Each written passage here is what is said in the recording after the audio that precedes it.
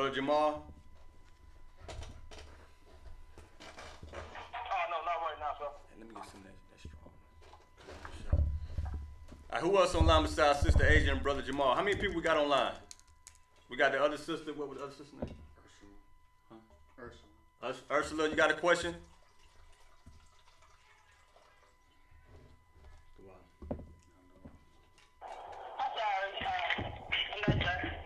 Okay. All right, we're gonna begin. We're about to talk about what's in the news, what everybody been talking about. You know what I mean? If you're online, if you're on the internet, if you got a phone, I'm pretty sure you done seen it by now. The whole Nipsey Hussle situation. You know what I mean? Nipsey Hussle, out of his own mouth, you know what I mean, he's a Hamite. We're gonna prove that. Meaning Nipsey Hussle is not a so-called African American. He's not part of the Negro tribe. So-called African American people, you know what I mean, that descended from slaves. Nipsey Hussle, his bloodline goes back to Kush. The man named Kush. Nipsey Hussle would be considered a Kushite, not a Judite. You know what I mean? But you wouldn't know that because Nipsey Hussle do what? Nipsey Hussle took on the, you know what I mean, the lifestyle of a Judite. You know what I mean? The lifestyle of a nigga in the hood. You know what I mean? With the whole gang affiliation, the whole Rolling 60 from Crenshaw. You know what I mean? All that gang banging. So the lifestyle Nipsey Hussle was living is what so-called African Americans live. I mean, the whole blood and cripping thing. So if you would have never heard Nipsey Hussle come out and say he was, Eritrean? Yeah, Eritrean. His father is Eritrean, meaning that's over there in Ethiopia. If you would have never heard Nipsey Hussle say that, then you probably wouldn't know that Nipsey Hussle was a so-called African. You know what I mean? A lot of so-called Negroes don't think that Nipsey Hussle, well, we think we African any damn way, so it really don't matter. But if you in the truth, you trying to find out your identity and learn who you are, then you wouldn't know that Nipsey Hussle was the so-called African. You would think he a nigga. Shalom, Lord Christ, who just called in? Shalom, y'all. This is Keeman. What's going on, brother? Shalom, Shabbat. Hey, Rick, point that light this way. You got a question? Hold on, if you got a question, just hold it, Brother Kevin. We going over something right now. But if you got a question, wait after I get done with this, then I'll open the phone and let you ask your question, all right? Log in, sir. I was just logging in. That's why. Okay. All right, no sweat. Put your phone on mute. Yeah, but we're gonna listen to we're gonna let Nipsey Hussle bring it out. You know what I mean? Brother Ricard Carrara, who's in here with me. You know what I mean? Pull up the link where he explained who his father is and who he is. Go ahead. Yeah. No, that's funny though, my bad. It's like, yeah, I had to get used to paying taxes. Speaking on your community and your upbringing, you're Habesha, right? You're Eritrean, yeah. So has that played any part in I guess your progression as, I mean, not even just as an artist, just as a human and coming from LA and now, you know what I'm saying, you're seeing the world and getting all these perceptions of what's going on and absorbing everything. Has any part of you being Eritrean affected you any part of you, you know? Not to sound silly, but what is that? It's a country in Africa. Yeah. It's where my dad grew up at. It's in East Africa. Shalom, Christ, who just called in? Put it on pause. I dated a guy that was Eritrean. Shalom, who just called in? All right, Shalom, brother, we got you. Go ahead. Yeah. You been there? Yeah, for sure. I went out there for 3 months in 2003, and met my granny for the first time, met my cousins. That's cool. Yeah, so it definitely had a major impact. I was raised in LA by my mom. You know, my mom family Black American. Yeah. But when I always knew my heritage from my dad. Yeah. But I never met my family. My dad was the only one in America. Everybody else is back home. So when his father. You know what I mean? If you don't know, you are the seed of your father, according to the Most High. You know what I mean? So if your father is an African man or so-called African Hamite, then guess what? You a Hamite. And he said his mother is a African American, meaning he got a Judite mother and a Cushite father. his bloodline, who he is as a man, as a race, Nipsey Hussle is a Hamite. You know what I mean? From the Ethiopian tribe, Cushite. You know what I mean? So even though his mother is a Judite, you are the seed of your father. So Nipsey Hussle is a Hamite, man. So all you Negroes out there crying, thinking that just because he put on that gang banging culture, that he's a brother like you. Yeah, you know what I mean? Nipsey Hussle is not your brother, man. Nipsey Hussle is a heathen. Nipsey Hussle is a heathen, man. And black people, we think we African, so we think we should be relating to Nipsey Hussle and his people. Especially if you're in that conscious community, we think we African, man. We think we Kemet, Egyptians, Canaanites. Give me the dictionary of Ham in the Compact Bible Dictionary real quick. You know what I mean? Nipsey Hussle, man, because of that Rolling 60 affiliation, you think that he's a nigga like you, man. And we don't show our brothers that's in the world gangbang, we don't show them no love like we showing this heathen right here, man. We don't show our brothers no love. Our brothers that's out there dying and getting shot every day, black people ain't showing them no love. Somebody getting shot right now due to gang violence. And they ain't gonna crowd out there and, you know what I mean? You seen Nipsey Hussle, what they did in front of his store? Basically, all them people, all the gang members and all the people that love him, all the black people, you know what I mean, gather out there and, you know what I mean, sympathize with him, man. Grieving for this brother, for this heathen. You know what I mean? But if a Negro gets shot right now, you're like, oh, you know what I mean? We so used to hearing gunshots at night. You know what I mean? Gang shooting, drive-bys go on all the time. You hear black people say it all the time. I grew up around this, so it ain't nothing new. But when Nipsey Hussle got killed, now it's like, oh my God, we gotta put an end to gang violence. It's like, come on, man. You won't think about none of that until you seen it on the news, man. You know what I mean? Give me that definition real quick. Ham in a Compact Bible Dictionary. This is the definition of ham right here. Go ahead. The youngest son of Noah. Go born ahead. Probably about 96 years before the flood. So this is the youngest son of Noah, Ham, SHALAM, who just called in. It's Asia, the call dropped. Sorry. Okay, we got you. All right, this is Ham, the youngest son of Noah. Go ahead.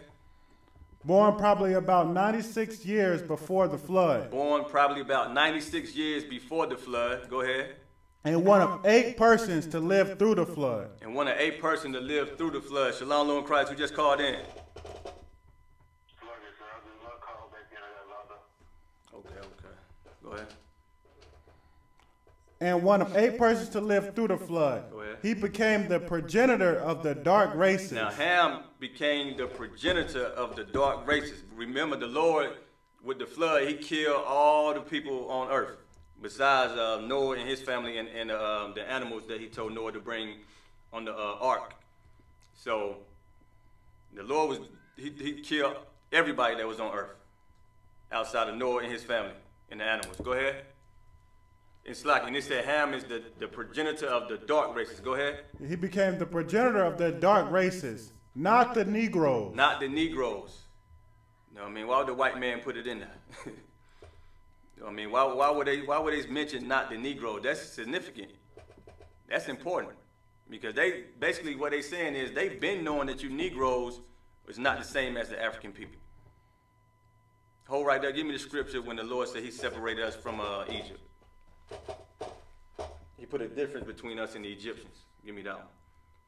You know what I mean? The Most High, this was in the Bible before the white man put that in the dictionary. Like these heathens, they know who we are, but we don't know who we are. You know what I mean? We think we everybody. You know what I mean? We talk smack about the white man, how he a culture vulture, how he trying to be like everybody, but we trying to be like heathens too. You know what I mean? We want to be African. We want to bleach our skin and be like white people. I mean, we done took on their lifestyle and their culture. They done took on ours. Now we thinking that we them and they us. I mean, the so-called white man who put your phone on mute. Put your phone on mute. I mean, like the white man who claiming to be a Jew, he claiming our identity. You know what I mean? We the real Jews according to the Bible. We fit those curses. And we claiming it, we bleaching our skin, meaning what? We want to be white. Right. We think white is, you know what I mean, being closer to God. We think white is godly. Right. You know what I mean? If we white, then our life is going to be, we're going to have a great life if we white. You know what I mean? We strive to be like white people, we're going to have a better life. You got to do what's in this Bible, man. You got to follow the law, statute, and commandments that the Lord laid down. That's the only way you're going to have a good life. You take on the lifestyle of the heathens, and guess what? The Most High going to deal with you just like he did with them heathens. Right. Go ahead, read it for me. Exodus chapter 11, verse 7. But against any of the children of Israel shall not a dog move his tongue against man or beast, that ye may know how that the Lord doth put a difference between the Egyptians and Israel. Shalom, Lord Christ, who just called in?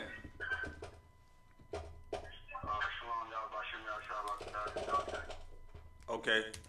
All right, brother Dante, we got we got your name.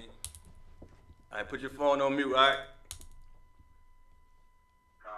Read that part again about the difference between us.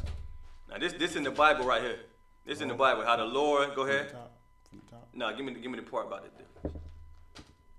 That ye may know that the Lord doth put a difference between the Egyptians and Israel. Right. It didn't say we put a difference between us and them. It said the Lord put a difference between us and them Hamites, man. Because you leave it up to Negroes, we every damn body. You know what I mean? We the street sign. We the gang, whatever our new gang is, gang affiliation group is. We what else brothers in the world claim? Brothers claim any damn thing, man. But we don't want to be. We want to be everything except who we are. We don't want to be Israel. Who is this? This Kevin. Go ahead. Can you hear me? Got this headset on. I'm sorry. Yeah. It's just like Genesis 43 and 32. That the heathens admitted it, that we were different. Say it again. They said that. I'm paraphrasing because I don't have the Bible in front of me. I don't have my book. Uh-huh. I just got off from work. Say it again. The heathens admitted, the Hamites admitted that we were different people.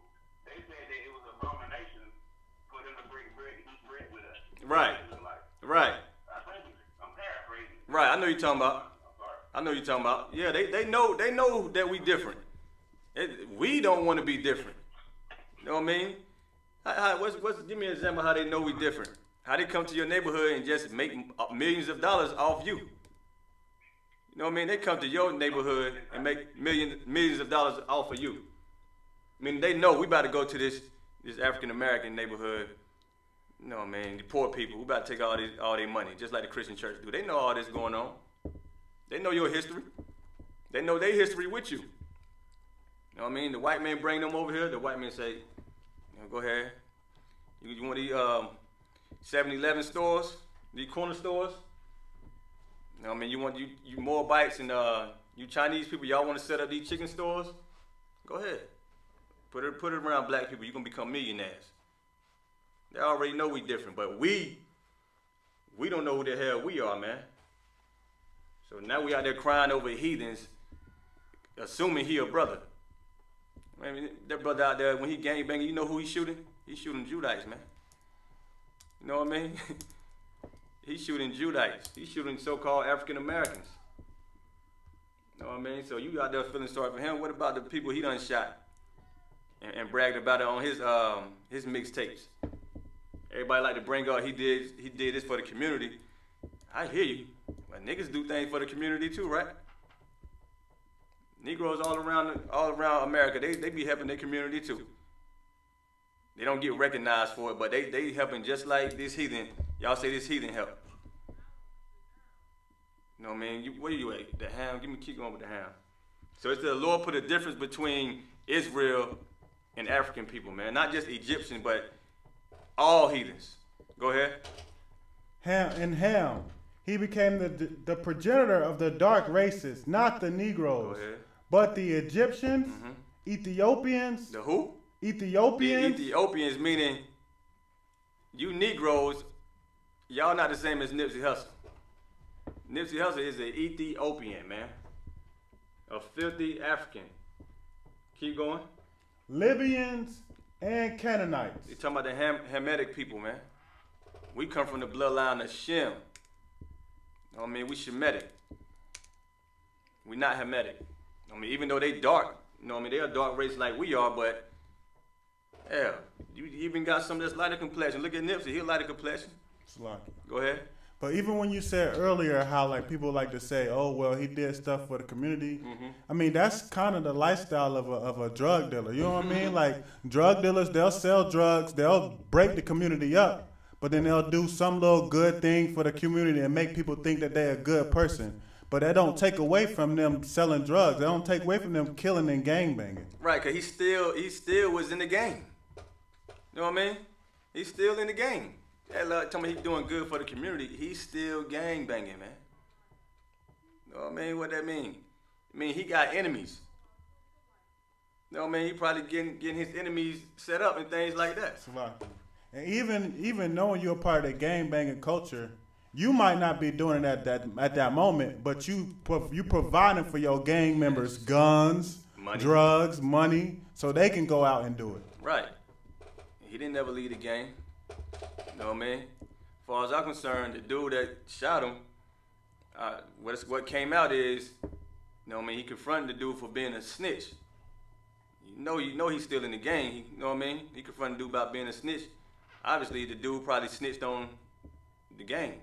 You know what I mean? Or snitched on somebody else. But either way, that's dealing with gangs, man.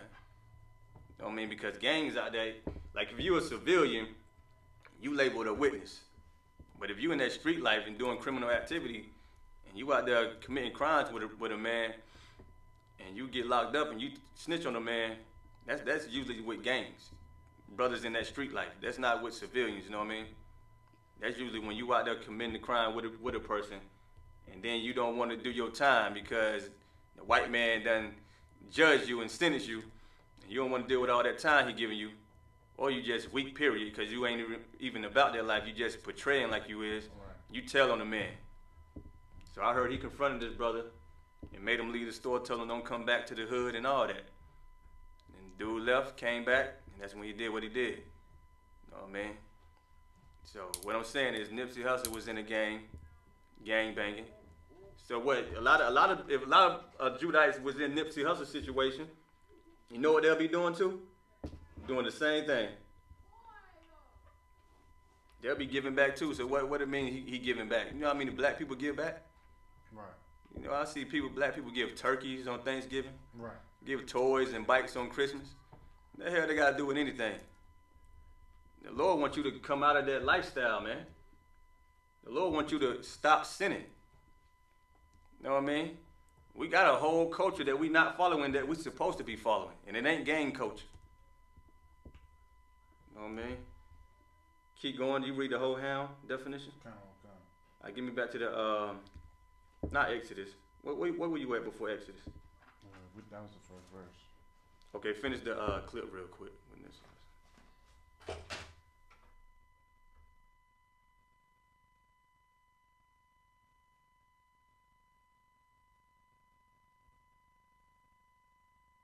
Out there,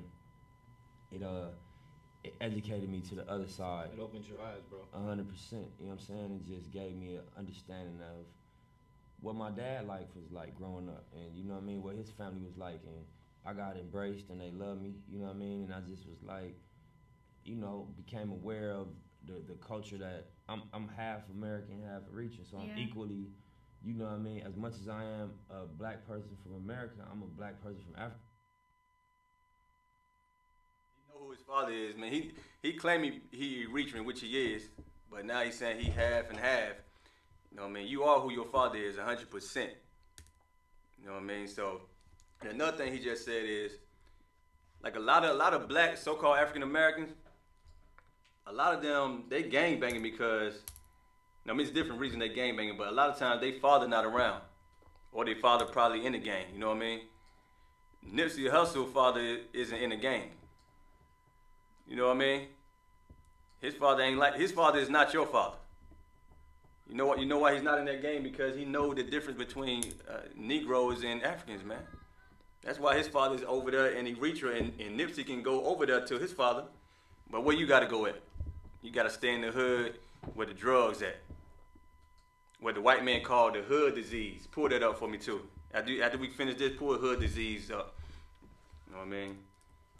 You got to be in the neighborhood where the drugs and guns and the gang violence occur. You know what I mean? The black on black crime, where the racist law enforcers, the crooked cops come and shoot you dead for being black. You got to deal with all that. You got to deal with the grief and the PTSD in the hood. Any given moment, Nipsey Hussle could have went over there to Africa and lived forever. You can't do that. Did they on that? Hey, you can start right there. Pull up the hood disease. I mean, Nipsey can run. Nipsey can do the flea doctrine. You know what I mean? Nipsey can run over there to Africa. You Negroes, y'all, we got to help our own people, man. And stop being confused. Like, we like to get on the so-called Hispanic tribes. We don't want them to be Israelites. But we want to claim a heathen, man. Because of their complexion. It ain't got nothing to do with your complexion, man. It got something to do with who your father is. It ain't got nothing to do with color. You know what I mean? Like Bob Marley is a white man. A lot of people don't know that. Nipsey Hussle is an African. A lot of people don't know that. You would have thought Bob Marley and Nipsey Hussle were Judites. No, you would have thought Bob Marley was a Benjamite. You would have thought Nipsey Hussle was a Judite. And they both heathens. Go ahead. This right here, what is it? Hood disease? Yeah, I think so. I believe that's at CDC. How long is it? Like 12 minutes. Nah, I mean, you can play a little bit of it, but I want you to pull up, go to Google and pull it up. Let me hear what it say real quick, though. Unequal. A new UCLA report says more than half of Latino students in California go to schools that are 90% minority. In other states, black students are seeing more segregation than they have in decades. And now, many kids in the inner city are suffering from something you would never expect. Wendy Takuda is here tonight with a new health and psychological problem that teachers have been seeing a lot. Wendy? They have been. Even the Centers for Disease Control says that these kids often live in virtual war zones. And doctors at Harvard say they actually suffer from a more complex form of PTSD. Some call it hood disease. Unlike soldiers, children in the inner city.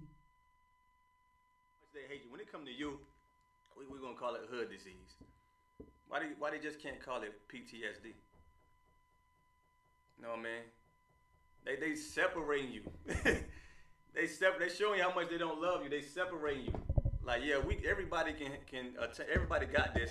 You know what I mean? White soldiers who go to war, white veterans, they got this post-traumatic stress disorder.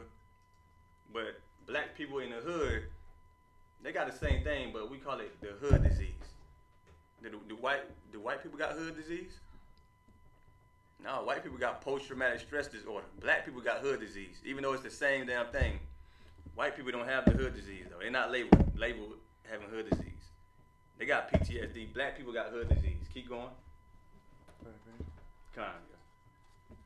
Never leave the combat zone. They often experience trauma repeatedly. You could take anyone, right, who is experiencing the symptoms of PTSD, okay, and the things that we are currently emphasizing in school will fall off their radar. Because it frankly does not matter in our biology if we don't survive the walk home. In Oakland, about 2/3 of the murders last year were actually centered in East Oakland. 59 people killed. These teachers and administrators know that problem firsthand. They graduated from Fremont High in East Oakland and have gone back there to work. These cards that they're suddenly wearing around their neck that say rest in peace. You have some kids that are walking around with 6 of them, laminated cards that are tributes to their slain friends. It's depression, it's stress, it's withdrawals, it's denial. It's so many things that is encompassed and embodied in them. And once somebody pushed that one button where it can just be like, please go have a seat. And that could be the thing that just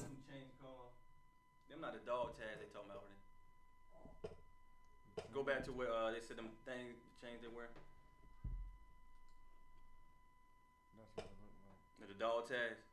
It's not a dog tag. It's like just a necklace with a piece of With paper. their slang friends. Go ahead. Suddenly wearing around their neck that say rest in peace. You have some kids that are walking around with 6 of them, laminated cards that are tributes to their slain friends. It's depression, it's stress, it's withdrawals, it's denial. It's so many things that is encompassed and embodied in them. And once somebody pushed that one button where it can just be like, please go have a seat. And that could be the thing that just sets them off.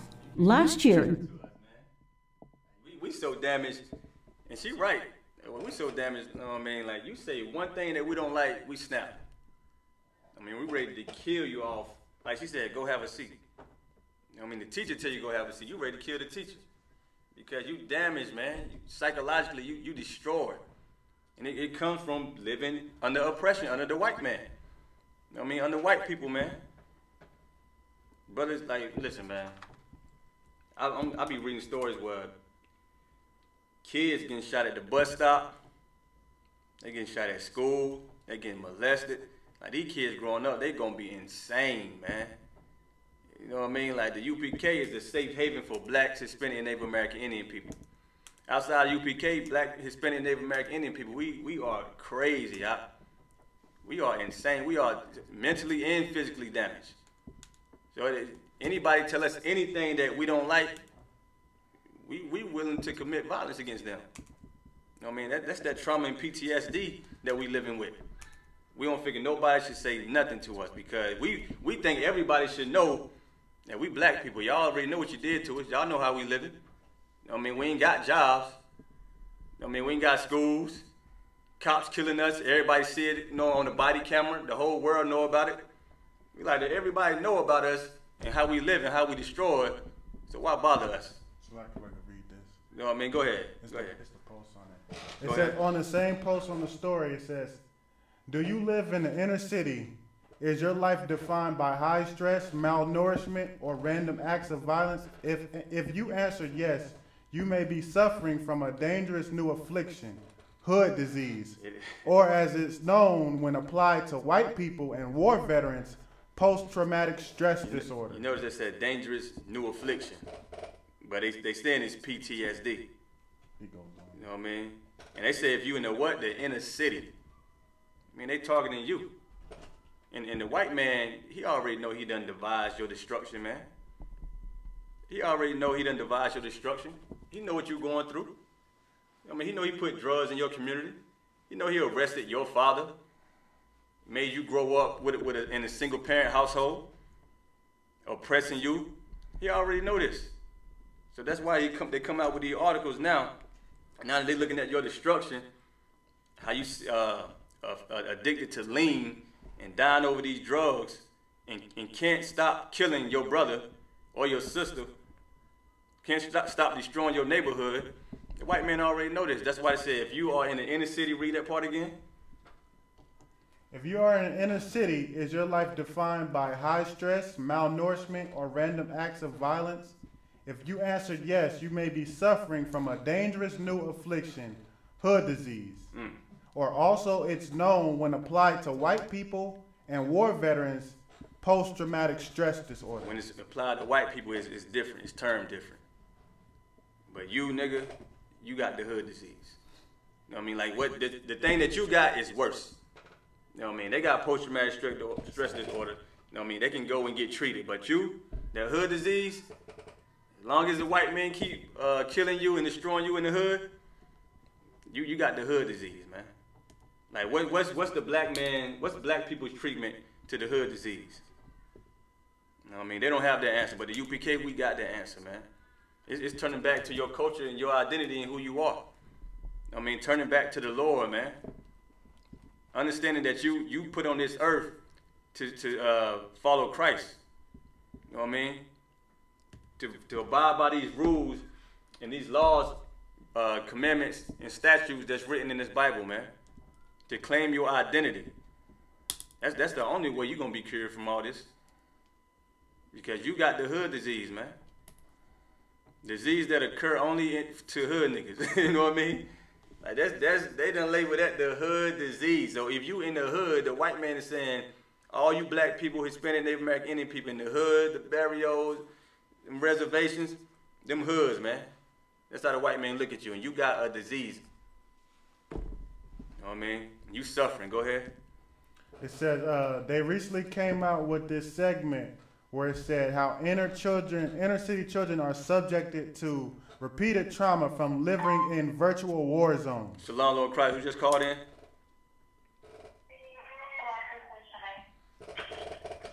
Yeah. Sister Chanel. Okay, you know it is. Mm-hmm. Okay. Shalom, Lord Christ, sis. You ain't got a question? Put your phone on mute, all right?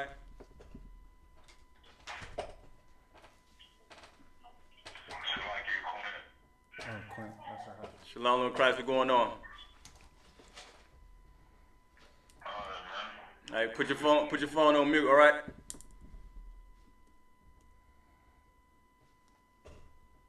Let me read it again. Come. It says CBS San Francisco aired this report in a segment corresponding to Wendy Tukuda tries explaining how inner city children are subjected to repeated trauma from living in virtual war zones. Unlike soldiers, she said, children in the inner city never leave the combat zone. Ain't that what I just said? Like you stuck. You never, and they said you the combat zone. And you living like people in the third world country, man. The combat zone. They know you at war. You at war with yourself. You at war with your brother.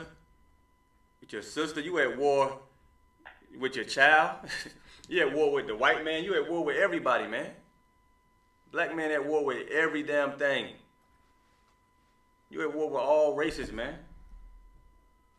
Black people feel like nobody likes them. I'm gonna go ahead and let you know. We feel like nobody likes us. To the point we numb with it.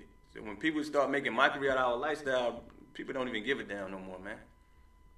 You don't even want to stop doing what you're doing. You like, whatever. You know, I'm a gangbang. I'm going to be a Crip. I'm going to be an 8-tray gangster till I die. You know, I'm going to be a Paru till I die. Because we caught up in that lifestyle. We trapped. We're in the combat zone. I mean, we know we're not about to leave no time soon. We know we're about to go and, you know what I mean, kill another brother, retaliate on another brother. And you notice they made a distinction. Read that last part you read. It said, unlike the war veterans. Unlike soldiers. Unlike soldiers, go ahead. She said, children in the inner city never leave the combat zone. Right, the soldiers can leave their combat zone. But you Negroes, you can't leave your combat zone. I mean, you too poor. You oppressed. I mean, you got to get a job. A minimum wage job. The white man hate to give you that. You know what I mean? If you can't get a job, you got to go create a job. You know what I mean? You got to find your way. You got to find prosperity. If you black, Hispanic, Native American, Indian, man. The white man, he come from over there fighting the wars. He come back to America. He blessed. You know what I mean? White people going to treat their people great. But black people, even if we fight the U.S., we go to war for the white man, we come back. Oh, we got nothing. You know what I mean? A mattress, if that, under the damn bridge. With some camouflage clothing. I mean, we don't get nothing, man. Because America hates you, black, Hispanic, Native American, Indian people. This whole damn world hates you, man. Give me the scripture, love not the world, man. This whole damn world hates you, black man. Everybody know it. Your best thing is to come into the I.S.U.P.K and become a soldier, man. And teach your brother how to become a soldier and build this army up. Because you at war. The white man already said you got the hood disease. And you in a war zone. So what do you think? That if you believe black people love white people, right? Well, believe what he just said about you, about your people. Right. Go ahead. 1 John chapter 2, verse 15. Love not the world. Love not the world. Go ahead. Neither the things that are in the world. Neither the things that are in the world. Talking about the world you living in, man. It's the white man's world. You living inside the white man's society, man. The white man's world is why you got hood disease. I mean, the white man's world is why you killing your brother. Why you want to blow your brother's brains out because you got a blue flag and he got a red flag. You know what I mean? The U.S. color is what? What's the U.S. flag? Red, white, and blue. You know what I mean? Between the red and the blue, what you got? You got the white. Black people are killing each other behind the red and blue rags because the white man devised that, man. Like the general brought out the other day. He said, what's the color of the Democrats and Republic? Red and blue. I mean, the color of the Bloods and Crips, red and blue. I mean, it's a game, man. It's a game. You gang banging. That's what the white man wants you to do. Gang bang is another form of Democrat and Republican, man. That's all it is. It's just the hood version of Democrat and Republican. That's what gang wars are. That's what gang violence or gang banging is. Democrat and Republican, man. That's all it is. Right. Keep going. If any man love the world, the love of the Father is not in him. Right. You love the white man's world, guess what? You love being addicted to them drugs. You don't have a problem with putting that lean down. You know what I mean? You don't got a problem with picking that gun up and blowing your brains out. If you love the white man's world, the white man's world is your oppression, your destruction. So you love the world. You love everything that's detrimental to black people. You love the world. You love all the athletes and the entertainers that the white man raised up in front of you that make millions of dollars off of. That's destroying you. You know what I mean? You want to be a basketball player because your favorite basketball player is LeBron James. You don't know you about to be a $40 million slave. You ain't even thinking about that. You don't know you're not about to get back to your neighborhood too. You about to get all the millions of dollars and turn around and say, see, these niggas just don't want to get right, man. These niggas can be doing what I do and making my type of money, but guess what? They so damn stupid. All they want to do is kill each other. You want to humiliate your people after you get with the white man and make them millions, man. That's what black people do. We love the white man world. We hate our world, man. Right. Our world is our people. Black, Hispanic, Native American, Indian people. That's your world, man. The world you're supposed to be tending to and helping. But we leave our world, going to the white man world. All of a sudden, our world don't exist no more. You know what I mean? Now you want to sleep with white women, Asian women, Chinese women, African women. You want to be around African people, Chinese people, white people. You want to, you know what I mean, cater to their lifestyle. You want to be just like them. And then when you over there with those heathens, how you feel about your own people? They got the hood disease. They stuck in the hood. No, man, ain't nobody worried about them. Where you at? All right, that was finished on that. Give me. Go ahead, brother. Hey, so is that PTSD, is that connected to like the reincarnation, the fact that we was actually in the slavery and stuff like that, is all that kind of connected? Say that again? Is the PTSD we talking about, that like connected to the reincarnation, the fact that we was actually the ones experiencing the slavery and going through all that stuff all through the generations? When you say reincarnation, what you mean by that? Reincarnation of the what? Is that like why we are going through the is that one of the reasons for the PTSD, or is it just because of what's going on every day? Oh, you talking about because of slavery? Yeah, exactly, yeah. Yeah, all those, it's a combination of that, you know what I mean? Yeah, it's because of slavery. Okay. Yeah, it's because of everything wicked and evil the white man did against God's people. It's slavery, it's oppression, it's the drugs, it's the guns, it's the police brutality, it's the rape, you know what I mean, the breaking the buck, it's all that. I mean, we done went through all that, and guess what? We ain't got no justice. I mean, the white man ain't been punished for what he did to us. So it's a combination of all of everything that he did to us. You know what I mean? Give me Judah and Israel pressed together in the scripture. I mean, it's a combination of all that, man. It ain't one thing. You know what I mean? Matter of fact, give me Ezekiel. Give me Ezekiel 35 and 5 too. Which one first? Ezekiel 35 and 5. You know what I mean? The scripture's gonna bring it out, man. The white man The white man don't plan on no time to stop his evil against you. He don't plan on stopping his evil no time soon. I mean, so while black people talking about we trying to, build good race relations with white people and other people on earth, the white man is the devil that the Bible speaks of. The white man is not trying to have no good relationship with you. That's deception. He gonna play into it because he's the devil. He just know that that's your destruction, man, believing in him. Loving him, he know that you don't supposed to be loving him. He a snake. A lot of white people know that they the devil that the Bible speaks of. A lot of them know what they did to us. You know what I mean? So we out there trying to, integrate and extend our hand to white people. They're like, yeah, go ahead and extend that black hand to me. Watch I cut it off. That's how the white man look at you Negroes, man. He wants you to look up to LeBron James and Kanye West and all your black so-called political leaders, and he definitely wants you to look up to Christian preachers, man. Your Christian pastor, because he wants the Christian pastor influence you.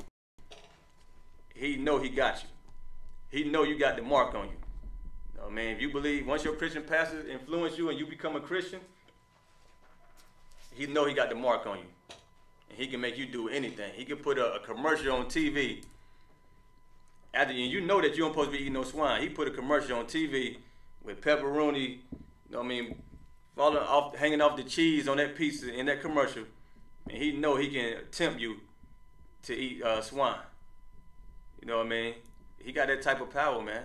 If you're not serving the Lord, that is.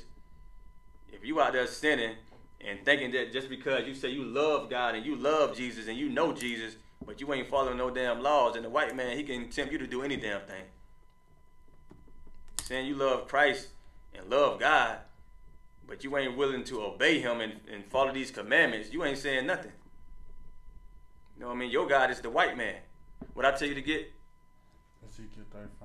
Come on, go ahead. Ezekiel chapter 35 verse 5. Because thou hast had a perpetual hatred. Thou hast had a perpetual hatred. The white people have a perpetual hatred, man. We like to say it's not the poor white civilian who probably live in your neighborhood now, because Martin Luther King told you the integration was good, and now you think living amongst white people is a good thing. So now you done grew up with those white people, went to school with them, and now you like white people, they cool now. I grew up with white people in my neighborhood. They ain't never try to fight me or do nothing like that. White people in your neighborhood don't have to fight you. They're already winning. You know what I mean? You already knocked out. You're already dead to them. Like what white people gotta do? Why white people gotta fight you? You fighting each other and killing each other. Right. You know what I mean? They done did their job. They ain't gotta do nothing to you. They are ruling. They are in power. You know what I mean? You are subjugated under them. You under their foot. They don't have to do nothing. They don't have to lift a finger, man. What they can do, they write them laws, though. They write them laws right against black people. Read it again. Because thou hast had a perpetual hatred. Meaning the white man has a everlasting hatred, man. Endless hatred, ongoing hatred. Against who? Keep going. And has shed the blood of the children of Israel. Against the children of Israel, man. Something going wrong over there? No. Okay. Against the children of Israel, meaning against God's people, man. The people who claim to be Jews, them white people over there, them Khazars, they have a perpetual hatred against the real Jews, man. Against you. You know what I mean? And when the white man hates you, the white man don't just, he ain't just talking bad about you behind closed doors. Or he ain't just, Trump, he just ain't saying, what Donald Trump said when police was killing black people. You make it, what he said, you making it too easy. What he said, you remember when he said, you know what I mean, he's slamming, don't make it look easy, like slam their head into the car, something like that. I don't know if you remember, but Donald Trump basically told the police, the law enforcers, to, you know, increase your brutality. You know what I mean? You making it look weak. You know, you ain't doing it hard enough. I mean, you ain't slamming his head against the car hard enough. You ain't shooting. You need to shoot more black men. Like, that's the spirit behind it. He would basically tell them, slaughter them, man. Lock more up. That's perpetual hatred. And you got black people who love Donald Trump, man. know what I mean? They have a perpetual hatred. And when white people hate you, they bring violence with their hate. You know what I mean? They commit crimes with their hatred. They don't just verbalize how they don't dislike you. You know what I mean? They prove it by their actions. Right. You know what I mean? You sleep in the car, they let off shots, man. They kill you while you in your sleep. They come in your grandma's house and shoot her down. They shoot your girlfriend, they shoot your child. You know what I mean? The white man is filled with hatred, man. And black people, we got to come out of that. We got to come out of the white man's hatred, because black people killing black, that's part of the white man's hatred, living in the white man's world. You know what I mean? That don't exist in the kingdom of heaven. That don't exist in the Bible. The Bible don't tell you to kill your brother. Right. You know what I mean? Love your neighbor as yourself. Your neighbor is your brother. You know what I mean? When they say that we live in the neighborhood, that's talking about brotherhood, man. And who the people that say that's my brother? That's bruh. That's black people slang, man.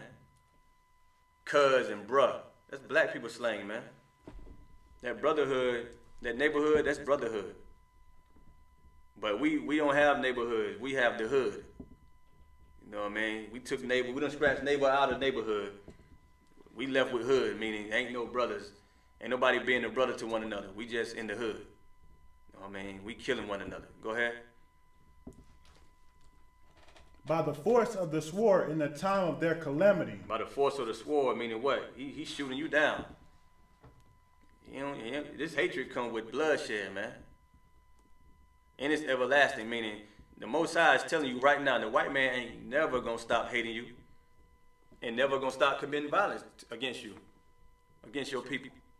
He letting you know that right now. So if you black and you listening to me right now, you better understand and know that the white man is gonna forever hate you and forever find out and devise ways and strategies to kill you, your woman, your child, and your people. Keep going. And a time that their iniquity had an end. Go ahead. Verse 6, therefore as I live, saith Lord God, the Lord God, I will prepare thee into blood. Right, the Lord said He's going to prepare the white man unto blood. The white man is blessed with the sword, man. So if you think you're going to win a gun war against the white man, you out of your damn mind. You know what I mean? With your AR-15, right, with your AK-47, AK-74, your 9, your Uzi, whatever you got, whatever gun you got, whatever knife you got, if you think you're going to win against the white man on a carnal level with a gun, you out of your mind, man. Right. You're out of your mind. You look on YouTube, you see the white man just throw up something small in the air and look the other way and shoot, and he get it. You know what I mean? It's contact. He look a whole different way, throw something in the air and pull his gun out and automatically shoot it. Like, he trained, man. He blessed with the sword. Like, that's not a game. And he waiting for Negroes, you know what I mean, to get rebellious and outrageous in the neighborhood so they can send the army to slaughter us, man. He waiting for niggas to feel like they got some power, feel like they got some strength, and they ready to, you know what I mean, carnally start a race war. The white man ready for that, man. You're going to beat the white man by coming into this truth and obeying God, man. That's how you beat the white man. You ain't going to beat the white man with no gun. No matter how many guns you got in your arsenal, you're not going to win that. And it's not meant for you to win like that, no way. Give me our weapons of warfare. You finished with that? Oh, okay. Give me our weapons of warfare that's not carnal. It ain't meant for black man, Hispanic, Native American, Indian man to defeat the white man with guns. Now, I'm not telling you not to defend yourself, not to self-defense. I'm not telling you not to believe in self-defense. If somebody trying to harm you, you know what I mean, you got to know the law of the land. But I'm telling you, if you, on your carnal side, your carnal mentality, if you think you about to, you know what I mean, start up, you about to gang up a group of black men, and y'all about to, you know what I mean, get y'all guns, compile y'all guns together and go out and attack the white man and nothing's going to happen to you, that's not going to happen. You know what I mean? You think you're going to win a war against the white man, that's not going to happen. You know what I mean? Christ already won the war for us. All we got to do is follow Christ, man. The war is already won.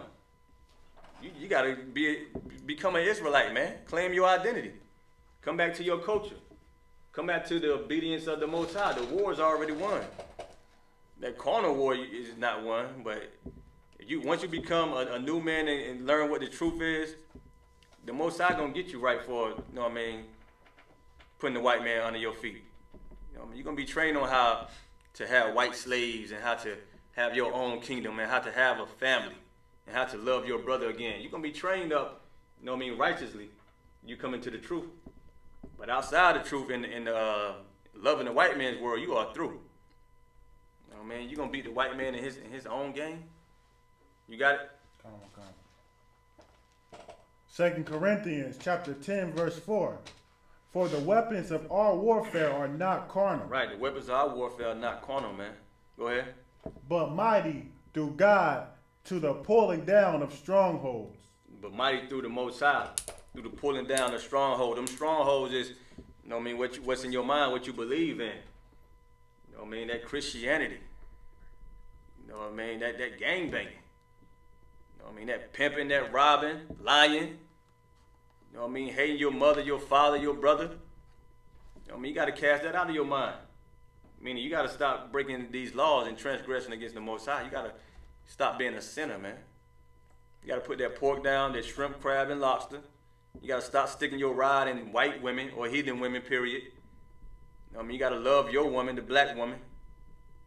You got to cast down with all the evil and wicked things you've been taught and been indoctrinated with. You got to get deprogrammed, man, with this truth. Because outside, if you're not going to learn this truth, you're going to pick up a gun. And you're going to kill your brother. You're going to kill yourself. You're going to be traumatized. You know what I mean? You're going to be in non-stop wars with the police. You're going to grow up saying, I hate the cops. You know what I mean? You're going to have a bad reputation in the white man society because you're a nigger, a Negro, a Hispanic, a Native American Indian. All these things going to hunt you, man. And you're gonna catch the hood disease. You're going to develop the hood disease. And you're going to die in the hood. You know what I mean? A lot of black people, they're going to die in the hood. They got the hood disease, man. Because they can't leave the hood. But we trying to, the U.P.K, we making it a way for you hood Negroes, you black, Hispanic, Native American Indian people, you know what I mean, to save your life, to change your life, man. In the Most High in Christ. We making it a way for you to change your life. Where you think I'm from? Where you think Ricard from? Right. Where you think Cameron Razazai from? Where y'all think we from? Every brothers in the U.P.K. Where y'all think we from? You know what I mean? We from the hoods too. But we done conquered the hood disease.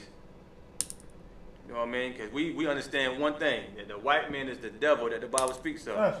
You know what I mean? We start, that one concept, that one thought right there, the white man is the devil that the Bible speaks of. That right there can do away with a bunch of PTSD you going through. A lot of PTSD come from you believing that the white man ain't the devil. And you believing that the white is right, you know what I mean? You want to live like the white man, sleep with the white woman, you know what I mean? Dress like the white man, shave your beard off and all that. You want to trim your ways and seek their love, man, like the scriptures say. That's a stronghold in your mind, man. Go ahead. Verse 5, casting down imaginations and every high thing that exalted itself against the knowledge of God. Yeah, everything that come up against this Bible, man, we love it. We say a man can have more than one woman. They hate us for that. The Lord said it's allowed, man. That's in the Bible. We don't like it, but the whole nation of Israel exists because Jacob had multiple women. You got people who claiming to be Israelites don't even believe in multiple wives. Then how the hell why you claiming to be an Israelite, man? Because your forefather Jacob got many wives, man. You come from a man who stuck his rod in 4 different women. But nah, we can't do that because I don't believe in it. You're not really in the truth. You still in the world. You know what I mean? You're in the white man's world. The white man taught you that you only supposed to have a monogamous relationship.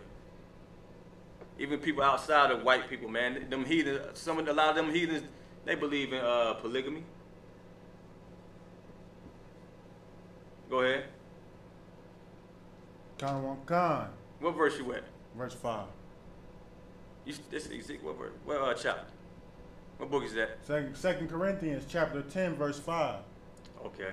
You just finished that scripture up? Just one last thing. Go ahead. And bringing into captivity every thought to the obedience of Christ. Right. You know what I mean? We destroying everything that opposing this truth. And we making y'all obey these laws, statutes, and commandments. Anything that's in your mind that you believe in that oppose the Most High, what the Most High wants us to follow, we're against that. We're against what's in your mind, man. We're against your thoughts and your imaginations on how to the solution to the problems in the black community, to black people's plight on this earth. We're against that because we know you following man in the world. And if you following man in the world, guess what? You following the white man. You believe in Marcus Garvey, in Martin Luther King and Malcolm X. Give me somebody nowadays. Creflo, T.D. Jakes, Farrakhan. You believe in Farrakhan, you believe in the white man. You know what I mean? Umar Johnson, all of them, man. Everybody outside of U.P.K. You still in the world. You believe in the white man's doctrine. You thinking that you so, you blackity black, you got power, you got black power. Nigga, you waiting to trade on black people, man. You know what I mean? Go ahead. Is that on that? You can stop right there. So I still got the Jeremiah, Judah, Israel, press verse. Can you go to that one now? Well, you finished with the CDC report? No, that's some one. Okay, go back to that real quick. All right. Continuing on the CDC report, it says this violence is wreaking psychological havoc on children. Say it again. This violence is wreaking psychological havoc on children. Right, it doesn't trickle down to the child, man. You know what I mean? Our children, they are looked at as insane and retarded and crazy. You know what I mean? As they get older, the world looking at them like, them niggas right there, man. You know, his father won't nothing, he ain't nothing. I mean, his mother was a crack addict. You know what I mean? He a crack baby.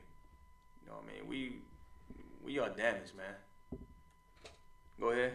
It's depression, it's stress, it's withdrawals, it's denial, said teacher Jaleesa Collins. Jeff Dukin Adret of San Francisco State University describes how this impacts schools' performance in particular. Right. They saying this hood disease, it impacts the children's performance at school. You know what I mean? What they saying, like, black people, we don't graduate. I mean, we grow up, and it's something that's going to take us out of school, whether it's gangbanging, stress, depression. You know what I mean? One of those symptoms going to take us from, going to make us not graduate. And they know that too. You about to say something? Go ahead. It says, you could take anyone who is experiencing the symptoms of PTSD and the things that we are currently emphasizing in school will fall off their radar. He said, because it frankly does not matter in our biology if we don't survive the walk home. Right. If you don't survive walking home, right, it don't matter what you learning, man. You going to school, you happy to wake up and go to school. You're like, yeah, I'm going to give me an education. You know what I mean? I'm going to get my bachelor's, I'm going to get my master's degree. You know what I mean? I'm going to go to school today. I graduated the 8th grade. I'm about to go to the 9th grade. And you walk into the bus stop or you walk into school, you can get shot in the hood. You know what I mean? Because what's going on in the hood. Because of the hood disease. And white people know that, man. Go ahead. This is Dr. Howard Spivak of the CDC affirmed this when he described a new wave of research at a 2012 congressional briefing showing that American children living in high-crime urban neighborhoods exhibit higher rates of PTSD than U.S. soldiers deployed for combat in Iraq and Afghanistan. They just blaming us for everything, man. The white man, even though they say we got the hood disease, guess what? The white man pick up a gun and go shoot up everybody. So what the hell he got? Right. You know what I mean? What the white man got? He a serial killer. They ain't saying that about you. Now you might commit crimes in the hood. You might due to retaliation, go shoot a brother because he shot your brother. The white man, nobody bothers him. He wake up, living in the suburbs, eating good, healthy food, got a good job, got a nice car, big house, got all his degrees. You know what I mean? He ain't got no problem, no stress. He wake up wicked as hell, pick up his gun, and go shoot whoever. Right. Go ahead. What you about to say? Salaki. It even goes to show you that, like, just what you said is so heavy because they saying that we got the hood disease and we suffer from PTSD from being in a combat war zone that's worse than a soldier in Iraq. But when you see somebody get killed in the streets or something, it's always titled a thug, a hoodlum. But then a white person living in the suburbs got everything, you know what I mean? They might not get their way one day. Their mom said no, finally said no to them. They pick up a gun and go shoot up people in school and they a troubled child. You know what I mean? They the ones that's looked at as if they got PTSD. Right, like, what's the white people problem? What's white people problem? This they kingdom. This they world. You know what I mean? They got us in captivity. They have an inheritance. You know what I mean? They do whatever they want. The Lord send a whirlwind, a tornado, a hurricane. The white boy go out there and just try to surf in the whirlwind. You know what I mean? Like that's how much peace. That's how much peace he got, man. He get his surfboard out the house and just go try to float on the damn wind, man. Like they at peace. They got everything. You know what I mean? They done conquer everything. Everything they wanted in life, but somehow he wake up with PTSD. You know you a wicked bastard, man. You know you wicked when this is your kingdom and you got PTSD. And you living it up with no worries. You know what I mean? Where you at? The Jeremiah, Israel's press. I don't know if you need to go to down. Just keep reading that. You ain't got to worry about that right now. It says what it does. In addition to having serious mental and physical health consequences, this disorder can cause hindered brain development. This disorder can cause what? Can cause hindered brain development. Hindered brain development. It can stop your brain from developing. It can hold your brain back, man. It can make you stupid. You know what I mean? Make you dumb, make you crazy. Go ahead. Shortened life expectancy and a range of chronic illness. A range of chronic illness and we say shorten your life expectancy. Meaning it can stop you. It make you not live long, man. It can stop you from living. That's what the hood disease is. You know what I mean? Keep going. Including heart and lung disease. Heart and lung disease. Like the white man done studied this and he said, nigga, this is what you got, man. This is what he watching you like, this is what y'all going through. I'm pulling y'all over every day. I'm seeing y'all reactions. I'm seeing, you know what I mean, y'all behavior, how y'all behave to one another and how y'all behave against me.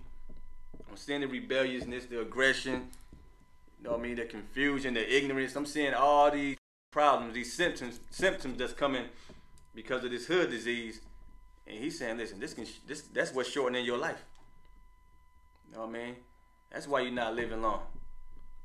That's why you can't graduate. You know what I mean?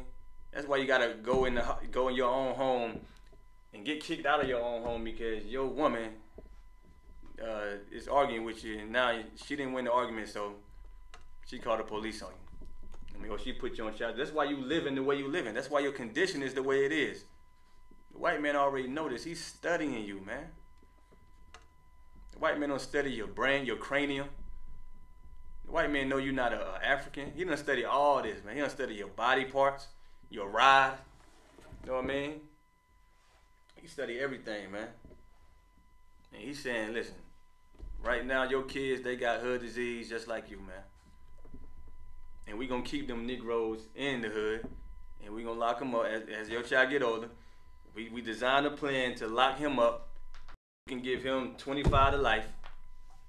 If he don't go to jail and get 25 to life, we got this new drug we've been holding back just for you niggas. Right. We're gonna make sure that all the rappers, your favorite rappers, put it on their next album. And we're gonna promote this new drug. And we're gonna watch little whoever.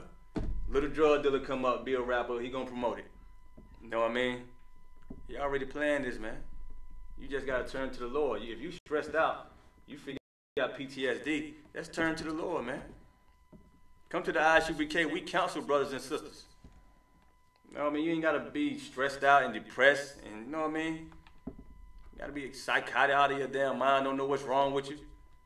Ready to kill yourself because you thinking your life is just not gonna go nowhere. Or you hungry, need food, need a place to stay. You know what I mean? Blame the white man. The white man is the cause of all your problems in America, man. All your problems on earth, just blame the white man. You know what I mean? Say what the U.P.K. say. Say the white man is the devil. I promise you, it's gonna make you see clearer. If you stressed out right now, admit to yourself and stop being in denial and say the white man is the devil, man. Believe it. Get in here and learn your culture and identity. I promise you, you're gonna be less stressed. Your stress gonna go away. You know what I mean? Your life it's not gonna be short.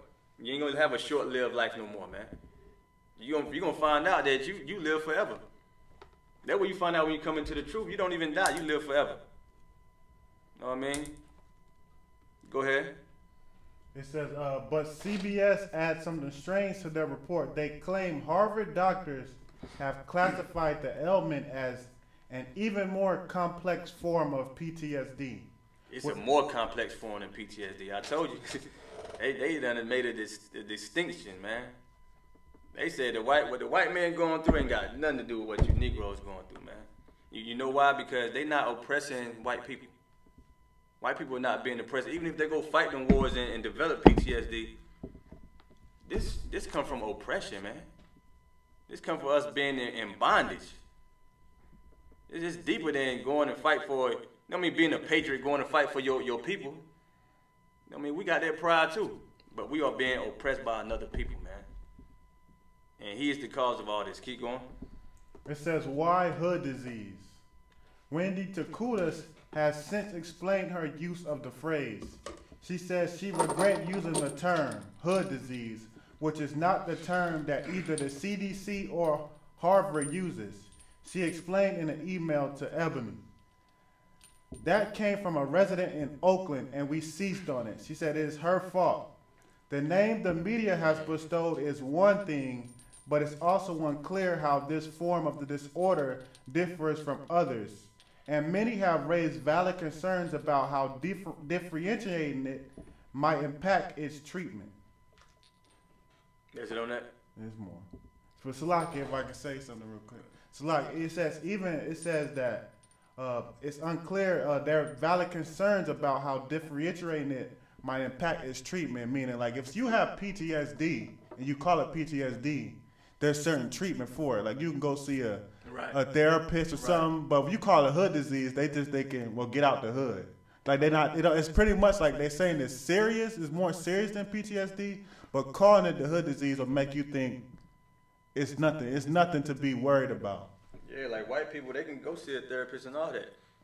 But you, what they call it, the trap. You in the trap. You know what I mean? And they know it even with religion, man. Even with the things that's in your mind. I mean, religion is like spiritual drugs too.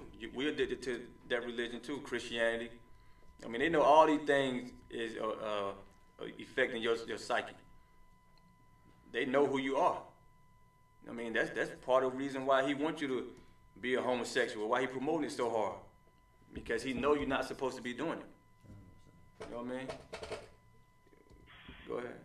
It says Son of Baldwin, which is a race, sexuality, and politics blog, said it best when asking why PTSD needs a colloquial title now that it's being applied to poor Black and Latino population. Right, why you gotta give it a different name now?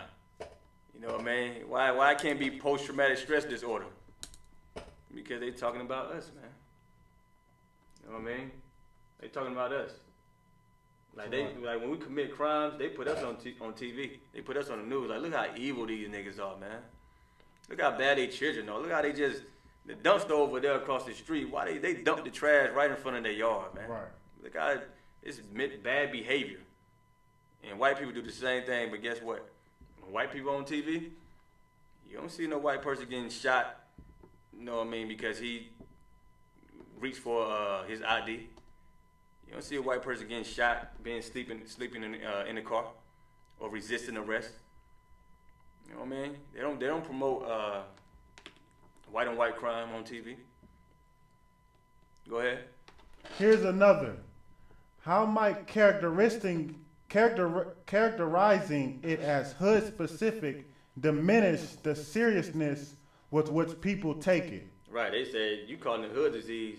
They said how that take away the seriousness of it. How severe post-traumatic stress disorder really is by labeling it hood disease. Go ahead. It says, will the name and its implications be used to conflate its symptoms with other cultural pathologies that dominate narratives around the inner city? Right, meaning they ain't gonna be concerned with it as much as they concerned with the them veterans. You know what I mean, with them white man. They said, we ain't gonna take it serious like post-traumatic stress disorder. We're gonna treat it like it's a hood problem.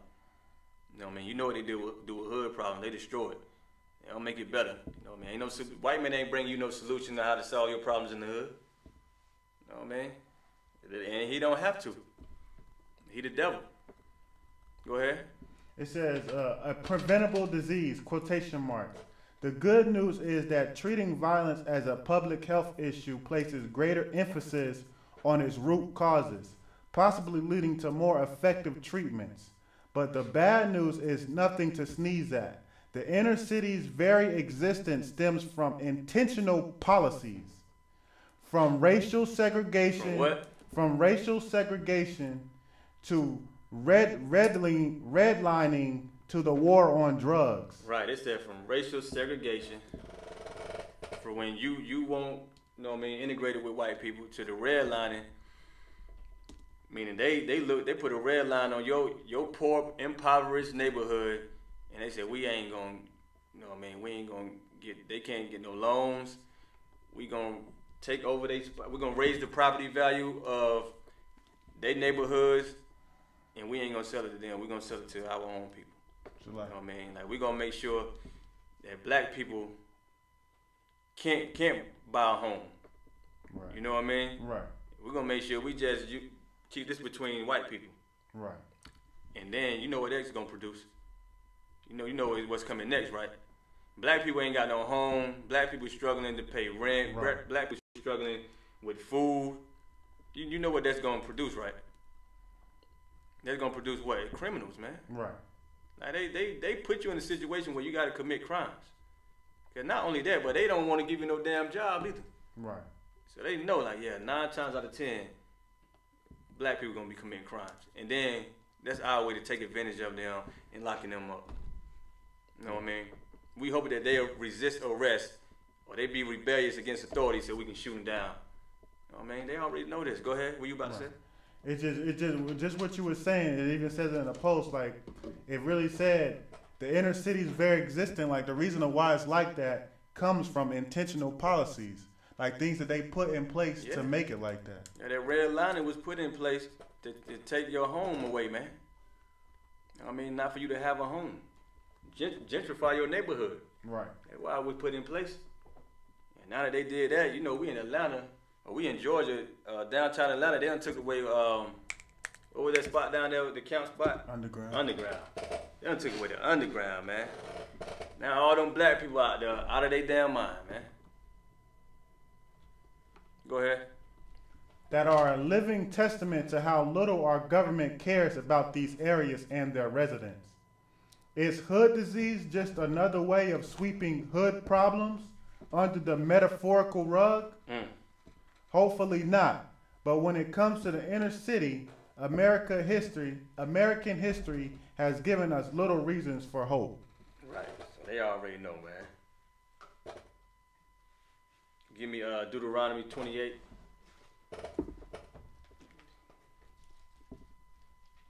Deuteronomy 28, give me 15. Yeah, man. These right here, the white man know your problems, man. He know your situation. Go ahead. Deuteronomy chapter 28, verse 15. But it shall come to pass, if thou wilt not hearken unto the voice of the Lord thy God, to observe to do all his commandments. Man, we gotta do all the commandments that's written in this Bible, man. You know what I mean? You don't want to have that hood disease. You don't want the stress that come with living under the white man's oppression. Right. You don't want the depression that comes with, you know what I mean, death in your family from police brutality. I mean, if you don't want to deal with all that trauma, then you better keep these laws, man, these statutes and commandments. Go ahead. And his statutes which I command thee this day. Go ahead. That all these curses shall come upon thee and overtake thee. Right. The Lord said he was going to curse us thousands of years ago, man. Thousands of years ago. You better come out of that Christian church, man. If you're in a Christian church, you're not leaving the curses. Right. Now, the curse is not leaving you. You know what I mean? You think you can leave the curse. The curse is going to be upon you everywhere you go on earth if you don't plan on leaving that Christian church, man. Because the Lord said it's going to happen, man. These spirits are real on this earth. You know what I mean? Why you thinking it's some carnal-minded thing that you can just believe in God and it's going to go away? You listen to them rappers, what them rappers be saying? I prayed to God, but it didn't seem like he was listening. Right. You know what I mean? I be hearing rappers say that all the time. I pray to God, but it seemed like he didn't listen. That's because you sinning, man. You praying to God, but you going out there sleeping with whores. I mean, the Lord ain't dealing with you, man. You really got to, you got to be faithful and you got to be true. You know what I mean? When you follow these laws, statutes, and commandments, you can't be half-assing and lying to yourself, man. Like, if you know you killing your people, don't even pray, man. Right. If you got intentions on killing your brother and your sister, stop praying, man. Right. Okay, if you pray anyway, give me Proverbs, what is it, 28:9? Give me Proverbs 28:9. You can pray all you want to. But if you know you're doing wrong and doing evil, don't fake it, man. You're either going to serve the Lord or you're going to serve the white man. Give me 28:9 real quick. I think that's it.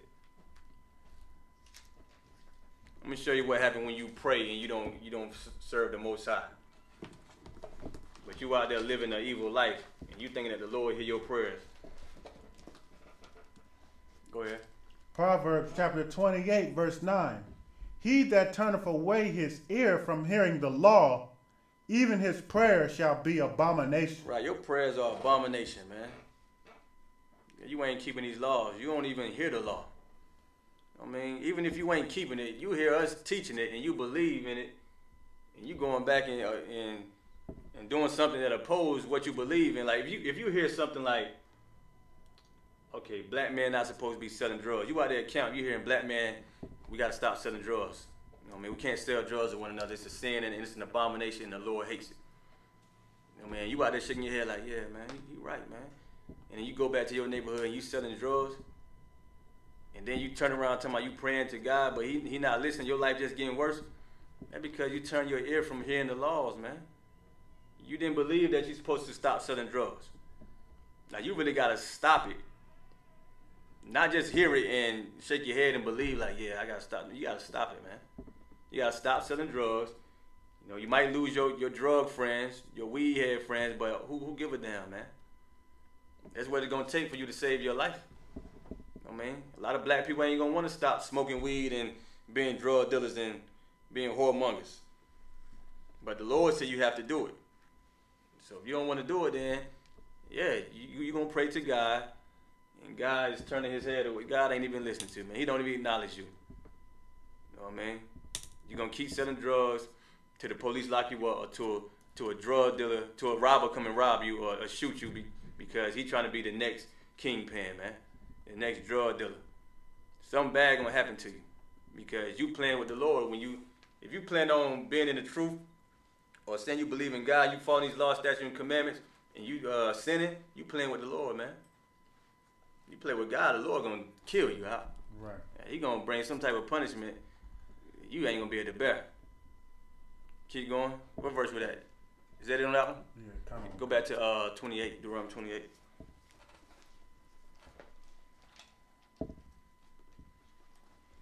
Chapter. Matter of fact, give me Give me Exodus when Moses slayed that Egyptian. He came to them Hebrew brothers, striving amongst themselves real quick.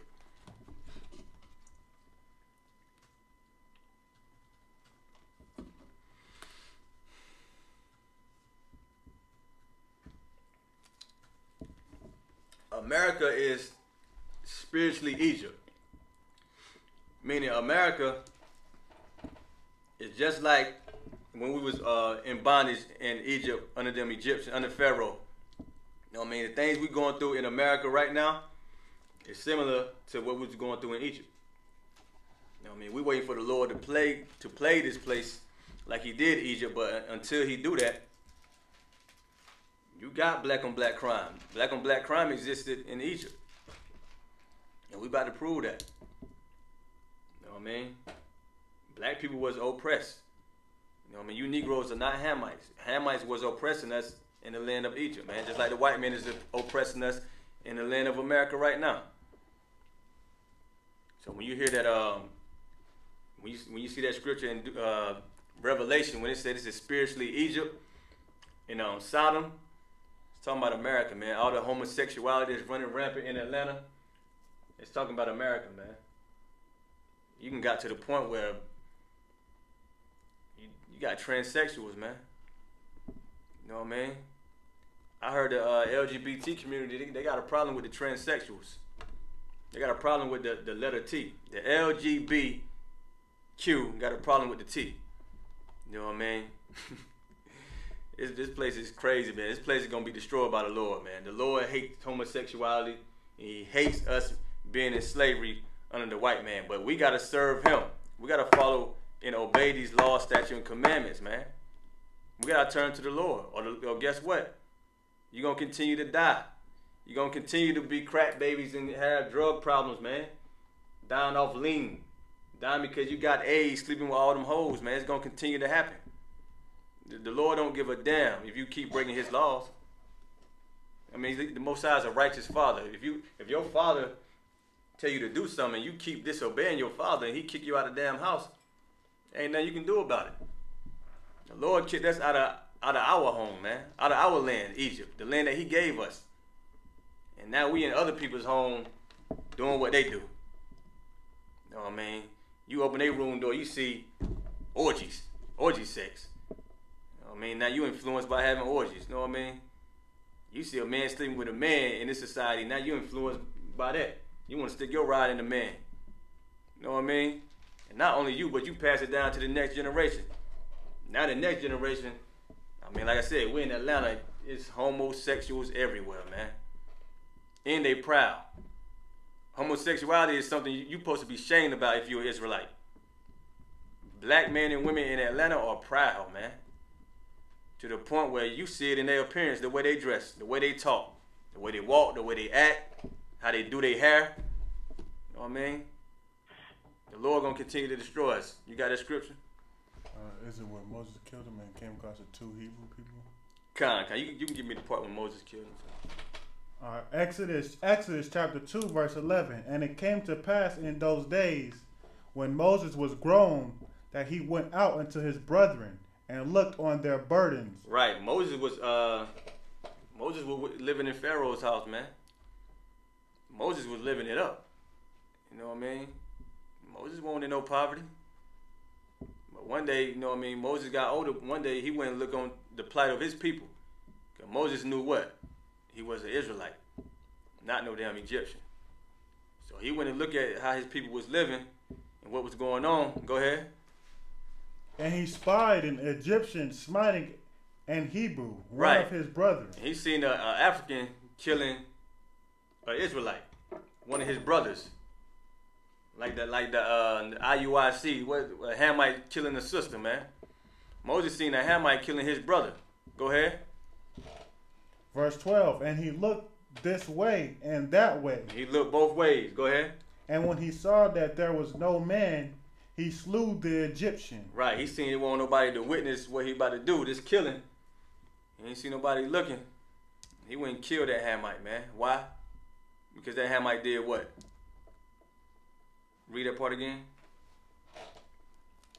smiting. He spied an Egyptian smiting an Hebrew. Right, cause he's seen an Egyptian man hitting a Hebrew brother, man. Moses didn't like that. What they tell you about Moses? Moses had love and compassion for his people, man. Even though he was living with pharaohs, man. You know what I mean? So that right there, that proves that you ain't got no excuse, even if you grew up around white people, man. You got to know your identity and love your people regardless. Because white people, they grew up around black people, but guess what? They not with black people. They not on your team. You know what I mean? They know that they are white. They know that they not you. Moses seen that. Moses said, forget that. It's an African. It's not an Israelite. I'm killing this man. And he slew him. Go ahead. And hid him in the sand. Verse 13. So Moses would have killed. Moses would have seen Nipsey Hussle shooting the Judite in the hood on that gangbang. Moses would have slayed Nipsey, man. Right. Moses wasn't with that. Moses would have killed Nipsey. He seen Nipsey shooting a brother, man. Hitting a brother. There wouldn't been none of that. Go ahead.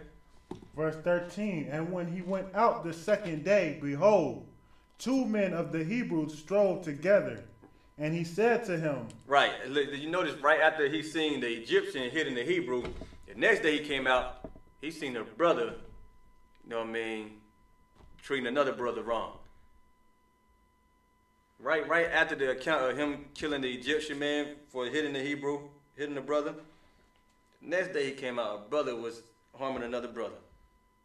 That right there goes to show you, man, when they oppress us, we learn that and oppress each other. You know what I mean? That brother harming another brother, he learned that from the Egyptians harming his brother. He didn't say the brother slew the Egyptian. You know, you ain't seen that account. He said the Egyptian was hitting the brother. And the next day Moses came out and seen the black on black crime thing created. You seen white people beat us to piss. Next thing you know, we never fight the white man back. We fight each other. What they do to us is what we do to us. Go ahead. And he said to him that did the wrong, wherefore smitest thou thy fellow? Right, why you hitting your brother, man? Your brother that got the same flesh as you, man. Got the same struggle as you. Oppressed just like you. Why you fighting him? Why you ain't fighting, you know what I mean, the power of these heathen that's ruling over you? What your brother doing that make you want to harm him? I'm pretty sure y'all about to go back to the same hood, right? Live the same life, have the same problems, but y'all ain't got together and figured out how to love one another. Go ahead.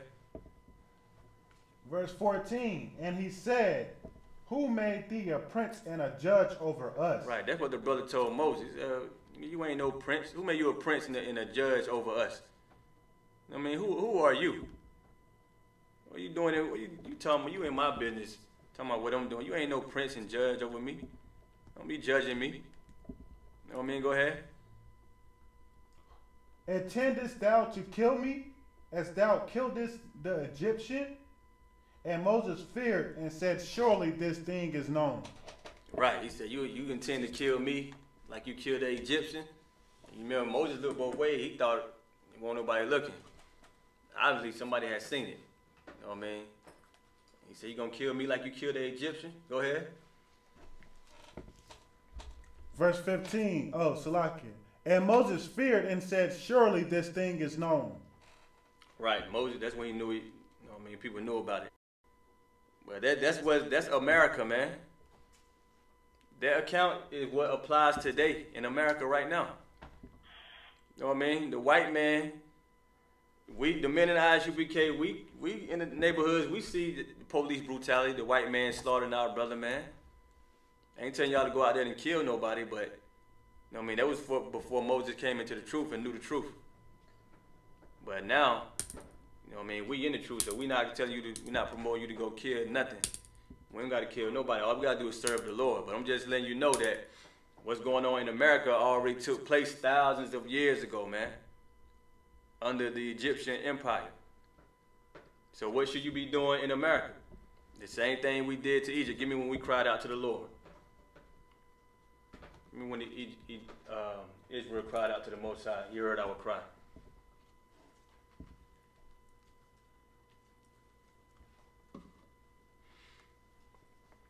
This is how you get freedom right here. We think we got to pick up a gun, or that we got to gangbang, or we got to be a rapper, a basketball player, a politician, or a preacher. This is what you got to do right here. It's in Exodus. It said Israel cried out to the Lord. The Lord heard that cry. Oh man, you want to be free? Christ said the truth should make you free. You know what I mean? The truth is, you got to turn back to the Lord, man. The Lord, the God of the Bible. Not Allah. Not what's the Chinese, what's the Chinese guy? Buddha. Not Buddha. You know what I mean? Not these heathens guys. You got to turn back to the God of the Bible, man. The God of the Bible tell you what? Don't kill your brother. You know what I mean? Raise your child up in the way he should go. And when he get older, he ain't going to be no damn homosexual. That's what the Bible tell you. You found it? Come on. Well, go ahead and say the chapter and verse. Exodus chapter 3, verse 7. Read it real quick. And the Lord said, I have surely seen the affliction of my people which are in Egypt. Right. The Lord seen our affliction. He's seen how they were oppressing us, afflicting us. Right. The Lord got feelings too. You know what I mean? The Lord see things, he get angry. You know what I mean? But he do the right thing though. You know what I mean? He bring justice. He bring judgment. You've been mistreated when you've been oppressed, man. To the nation of Israel. So the Lord seen how they afflicted us. How they were making us, you know what I mean, work hard, man. Rigorous type work. You know what I mean? Pharaoh had us out there dealing with brick and straw, man. Pharaoh did not want us to go in that wilderness for 3 days. Because that's all the slave labor leaving him. You know what I mean? Pharaoh knew if you left him, nigga, my empire is over. Who am gonna get to be my slave? All my slaves going to the wilderness. I can't have that. Pharaoh knew that. So Pharaoh made it hard on us, man. Go ahead. And I have heard their cry by reason of their taskmasters. Right. And he heard our cry. We was crying out, man, because of the affliction and reason of the taskmasters, man. Taskmasters today would be like your supervisor at your job, man. Always keeping their eye on you, making sure you do every damn thing that they supposed to be doing, but they know they ain't gonna do it because they gonna get you to do it. You know what I mean? They're over there stressing you out, man. If you work them warehouse jobs and them retail jobs, you know what I'm talking about. Like, you know what I mean? What's the point of having a damn supervisor? But back then, the taskmasters, you know what I mean? They was making it hard on Israel. Go ahead. For I know their sorrows. Go ahead. Verse 8. And I am come down to deliver them out of the hand of the Egyptians. Right. The Lord said he know our sorrow, man. But he came down. How did the Lord come down and deliver us? Did the Lord get off the throne in heaven and come down? We see the Lord come down? How did he do that? How did the Lord come down and deliver us? Who knows?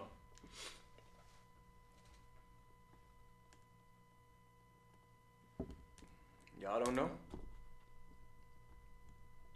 Go ahead, brother.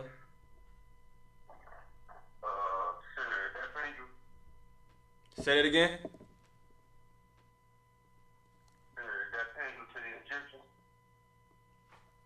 Oh, you say he sent the death angel to the Egyptian?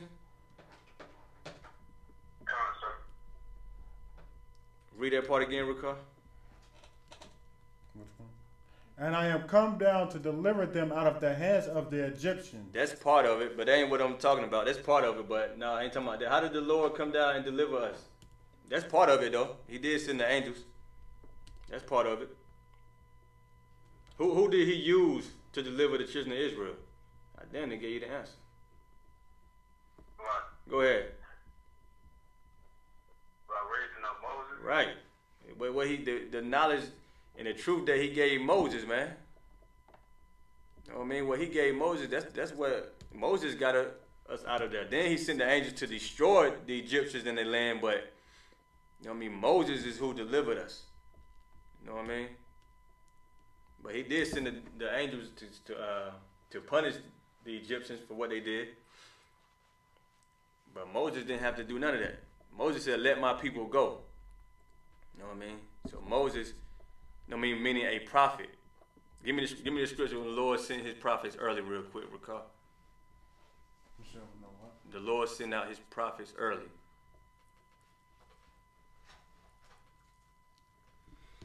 And then give me the one where it says, prophesy against kingdoms. Let me see, I'm gonna look it up for you.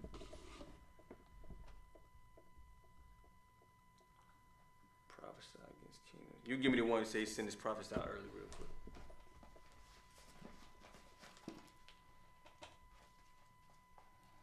You got it? I'm pulling it now.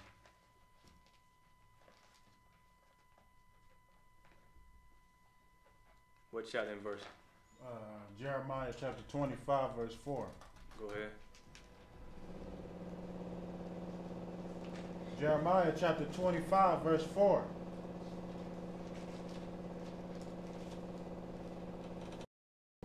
And the Lord hath sent unto you all his servants, the prophets, rising early and sending them. Right, he said the Lord had what?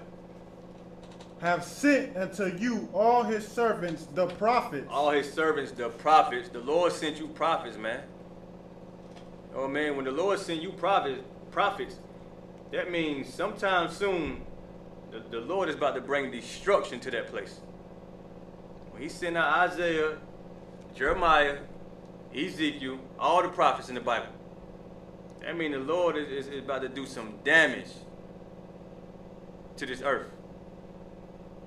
So when in 1969, when UPK came, when the prophets, the 7 heads, they taught us this truth. Commander Yahanna held on to it. When Commander Yahanna set up man in these different cities to go out and teach you this truth, we prophesied because we know the Lord is about to bring destruction to America, man, to this whole earth, but mainly America, because America has his children in bondage, man, just like Pharaoh had the children in bondage. Keep going.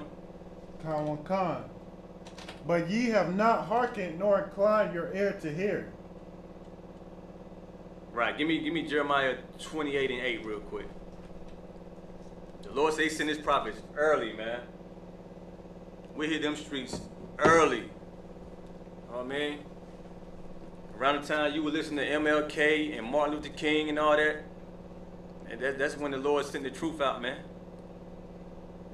You know what I mean? Ever since then, 1969, we've been on them streets. Oh man, you better listen to the prophets of the Lord, man. Go ahead. We ain't telling you nothing different than what Moses told you thousands of years ago. We ain't telling you nothing different than the prophets in the Bible told you, man. Than what Christ told you. Go ahead. Jeremiah chapter 28, verse 8. The prophets that have been before me and before thee of old prophesied both against many countries and against great kingdoms. Right. What book is that? Jeremiah? Jeremiah said the prophets that came before him, they prophesied against many countries and against great kingdoms, man. We prophesying against America right now. America is a great empire, man, a great kingdom.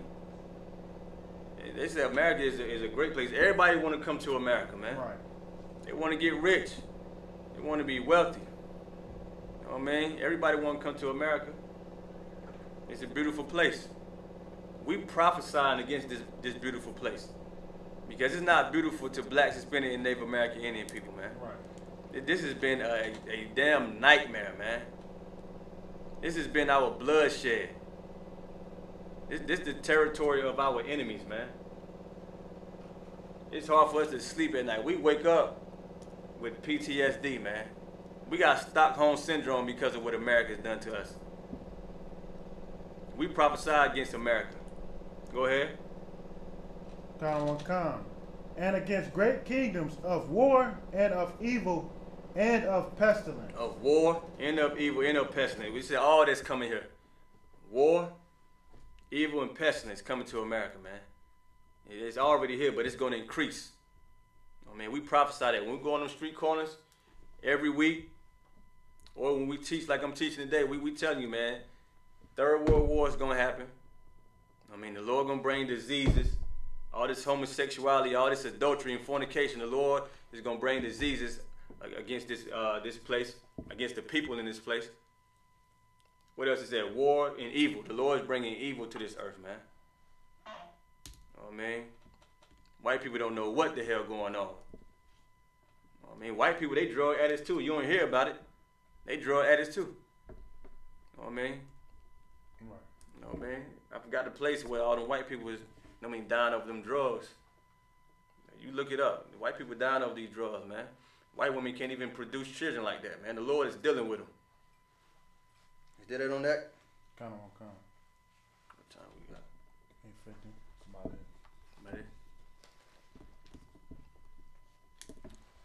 All right, any brother and sister on the conference call, y'all got a question or comment? Sister Asia, Sister Ursula, Brother Jamar, Brother Kevin, Dante, any question?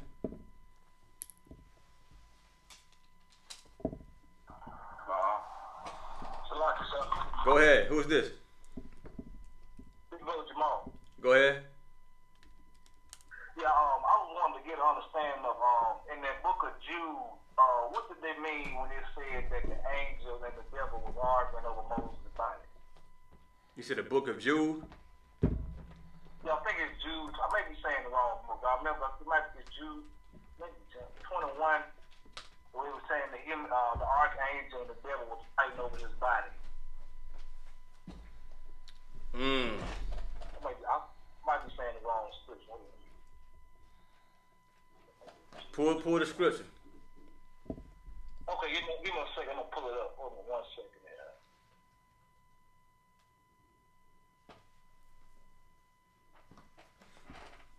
I know what you're talking about. I know it's dealing with you saying that Satan was saying that Moses had sinned against the Most High. And Michael was arguing, he was pleading for Moses. I don't know if that's in Jude, but was that because he didn't let him go in the promised land and stuff like that? Because he didn't. I know he did something to make the Most High mad right after at the end. Yeah. That's what Satan was talking about. Okay.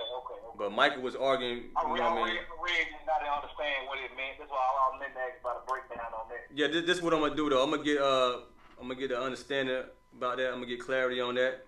You know what I mean? I ain't just gonna give you no answer. But I'm gonna get back with you on that. All right. All right. Anybody else?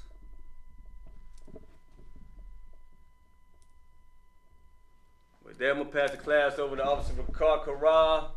You're gonna read the security announcements.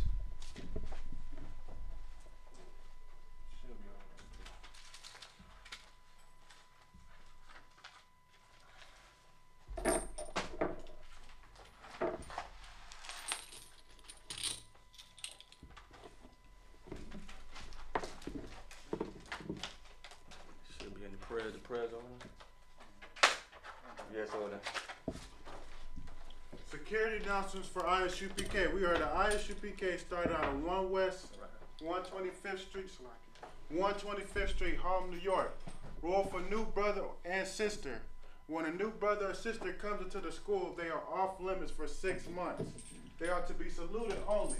They are here to shed themselves from the world.